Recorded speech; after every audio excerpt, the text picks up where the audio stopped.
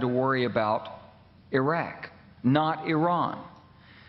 I knew why, because I'd been through the Pentagon. Right after 9/11, about 10 days after 9/11, I went through the Pentagon and I saw Secretary Rumsfeld and Deputy Secretary Wolfowitz. I went downstairs just to say hello to some of the people on the Joint Staff who used to work for me, and one of the generals called me in. He said, "Sir, you got to come in. You got to come in and talk to me a second." I said, "Well, you're too busy." He said, "No."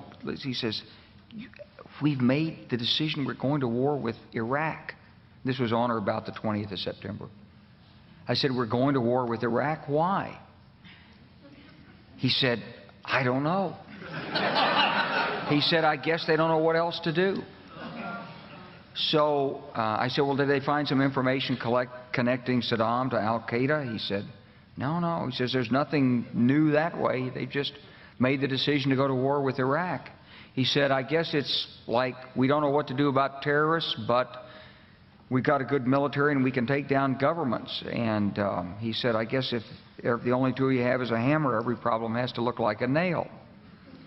So I came back to see him a few weeks later, and by that time we were bombing in Afghanistan. I said, "Are we still going to war with Iraq?" And he said, "Oh, it's worse than that." He said, he reached over on his desk, he picked up a piece of paper, and he said, I just got this down from upstairs," meaning the Secretary of Defense's office today, and he said, "This is a memo that describes how we're going to take out 7 countries in 5 years, starting with Iraq and then Syria, Lebanon, Libya, Somalia, Sudan, and finishing off Iran." I said, "Is it classified?" He said, "Yes, sir." I said, "Well, don't show it to me." And I saw him a year or so ago, and I said, "You remember that?" He said, "Sir, I didn't show you that memo. I didn't show it to you."